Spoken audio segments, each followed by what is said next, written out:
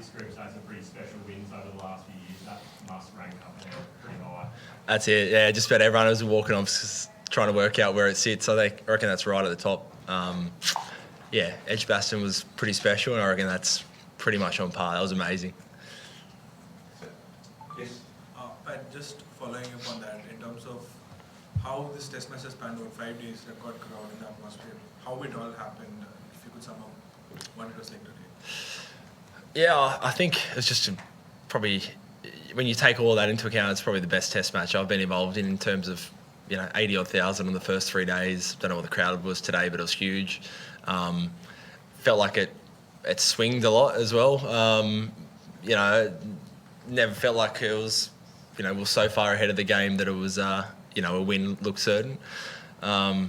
So overall, just, one of those great wins. Yeah, yes. Pat, congratulations first of all. How do you do that? Means, the kind of ability to let your game up in a most crucial kind of games. You always, put your hand up, picking up wickets or, scoring runs. What special you do? I'm not sure. I mean, I've tried all the time. Sometimes it works out, sometimes it doesn't. That's one of the things I love about our group at the moment is there's so many people in there that want to be the match winner. Today, you could have told yourself it's a pretty flat wicket. Sun's out, but Starkey, Lino, Boland, myself, we all kind of got around together and we were pumped for the day ahead. Really wanted to give it a good crack. And same with the batting group. So I think we love playing at home. We love playing test matches, and this was one of the bigger ones you're going to play, and everyone was up for it. Pat, can you talk through the Jace Wallace dismissal from your perspective and how that played out from DRS?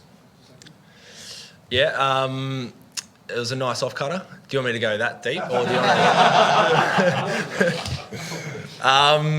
to? Look, I think it was just clear that he hit it. Heard a noise, saw deviation, so it was absolutely certain that he hit it. As soon as we referred it, you could see him drop his head and basically acknowledge that he hit it. On the screen, you could see he hit it. Ultra Edge, I don't think anyone has complete confidence in, and didn't really show much, but fortunately there's enough other evidence to show that it was clearly out. Pat, there's been a few instances over the years where you have run out of time or haven't quite had enough focus or run for it. But what's the thinking behind the batting on this morning? Was it a... Woo-wee.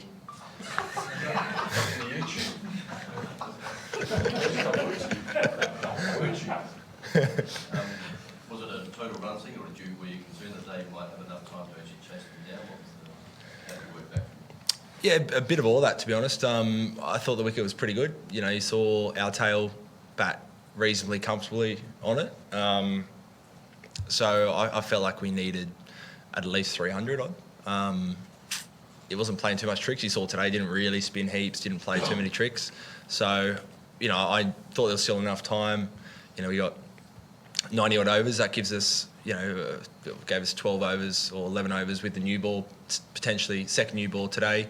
So I felt like there was enough time, and also felt like, the way it played out, we had a good first session, and it kind of took the win out of the equation for them. Then we could really go in for the attack with plenty of catches and didn't have to worry about the runs as much. The Jace Wallace dismissal, but also the first video review with the LB. What was your reaction to that? That looked, at the time, that looked pivotal. Oh, the Starkey one? Yeah, I thought it was really close. Starkey really liked it. Kez thought it was a very good chance of hitting a lot of leg stump. So yeah, on first look I thought out, and then must have been close. Must have been millimetres. Pat, can you just talk, I guess, through you and Mitch Starc working through this test match? Obviously, he's been a bit sore. He put in a big first. I think he had his arm around him a couple of times when he was shaking his head or grumbling about something. So yeah, just talk a bit through that. Yeah, that was the recognition of, I think every fast bowler knows it, the first ball of a spell. When you're a bit sore, it always hurts a little bit more. So, I'm pretty confident he'll be fine. We'll reassess in a couple of days. But, he's managing a couple of sore bits. Well, I think mainly one sore bit, looked like on his ribs or something. But he's a warrior. He gets through. His pace didn't drop off. He never even contemplates not being an option to bowl. So, yeah, other than being in pain, he's fully fit and available. And just in terms of that day 5 scenario now, given that Test cricket is being played more positively, is it getting to a point where if you can put a team in a situation where they're just defending, you feel like you are going to create chances because players are getting more used to, I guess, taking that positively? I think at times, absolutely. You know, the really positive players, they're at their best when they're putting pressure back on the bowlers and playing their shots. So if you take them away from their natural game, absolutely, you feel like you have more chances. And obviously, the more times you're getting people defending and you've got ability to have helmets around the bat and extra catches in, you feel like you're in the game. Back left. Pat, you had a pretty memorable day. It was a teenager many moons ago. Savvy Constance, a fairly quick test from him and one he'll remember. What have you made of the kid this week, and what have you seen from him that shows that he's up for test level, like standing up at Collie and Boomer in the crowd and stuff as well, which is pretty entertaining no doubt. Oh, he's been awesome. He's been great fun. I think I was saying before, I've always felt like one of the younger guys in the team, and then seeing Semi as a 19-year-old cheering up the crowd, I feel quite old. He was unreal. I think the bravery that he showed on day one as well, and I think there's a bit of process behind that as well. I could hang around here and probably wait for, to nick a ball to the slip, or I can try and put some pressure back on the bowler and take the game on. And he's got that no fear kind of mindset, which is amazing, and hope he keeps on to that. I really love what he's brought to the team. Takes the game on, revs up the crowd, doesn't shy away from any contest. So yeah, he's had a great week. Pat, perhaps no one better than you to assess Jasprit Bumrah's greatness in contemporary cricket. Yeah, he's obviously a really good bowler in great form. He's been their most influential player. He's made it difficult for us at times. I thought all their bowlers bowled really well yesterday. Again, I don't think the pitch was doing too much, but they made it really tough for us and toiled hard. So I thought, yeah, they all bowled quite well. He in particular poses the biggest threat. So, did you feel empathy for Bumrah? The way he bowled has still ended on the losing side. Empathy? Did you feel, empathy for him? Not too much. No. Louis, can I ask you two bits about Rishabh's dismissal just after seeing? First of all, were you surprised with the shot of play, whether or not they'll go for the win? And second of all, can you clear up what Trav's celebration was about? I didn't see his celebration. What was it? I don't want to show. It was okay. It was above board. As in holding. He did in Sri Lanka. In Sri Lanka also he did. He did this. Oh, sorry. Yes. Okay. I can explain that. It's his finger's so hot he's got to put it in a cup of ice. Yeah, that's what it is. So that's normally the running joke. But it was the Gabriel somewhere he got a wicket as well and just goes straight to the fridge, grabs a bucket of ice, puts his finger in, just walks in front of Lino, just like that. Thinks it's very funny. So that's what it would have been, nothing else. In terms of the shot, similar to the first innings, you have a couple of catches out there, you never quite know what he's going to do. So, yeah. Marnus spoke yesterday about he was watching Constance bat, and it actually made him sort of have a think about how he goes about it, just the attitude that the teenager showed. Is it too much to overstate the effect that it had on the team what he did on the first day? Just it seemed to, was he gets a 50, go to 6th throughout the lead in the team, just to start something. What are your thoughts on that as captain? Yeah, I would agree. I think, it wasn't just the runs he scored, it's the way he scored them.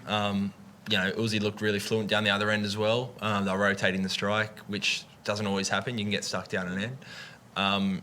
And then, I think you see everyone else be out there and starts being proactive. And so, absolutely, I think he set up that first morning for us, probably that whole day, that whole innings. It was tough. We chose to bat, but day one, MCG always does something. And,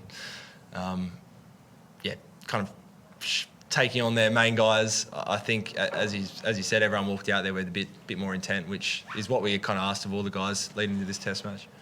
Tim Walls, go here and finish off here. Pat, when India came out to bat, did you get that early cue that Boston were going to go for it, and they were like too defensive in their approach and looked to kind of bat time more than kind of, as you said, bat fluently or positively, as you expect someone like a Rohit or a Yashasvi Jaiswal to? So did that allow you to kind of be more relentless with the attack, the approach which they had early on?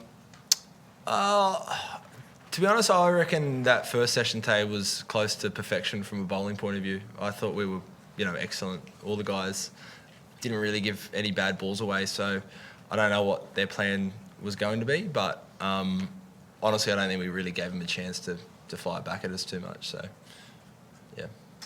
On the right, yeah.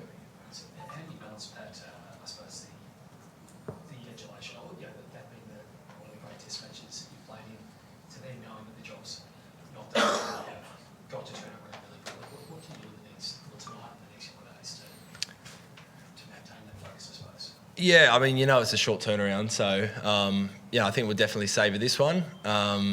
You work so hard over 5 days to win a test match like this, and I'm sure there'll be a lot of sitting around tonight, and a couple of boys might have a beer, some others might not have, water and some protein shakes and an early night, but we'll save this for a couple of hours at least, and then it'll be recovery for the next few days. I'm sure the batters will have a hit. The bowlers, I dare say, will be very light on, and then you gear up again for the last test of the summer. So mix of happiness and rest, I reckon, the next 3 days. Thanks so much. Thank you. Thank you.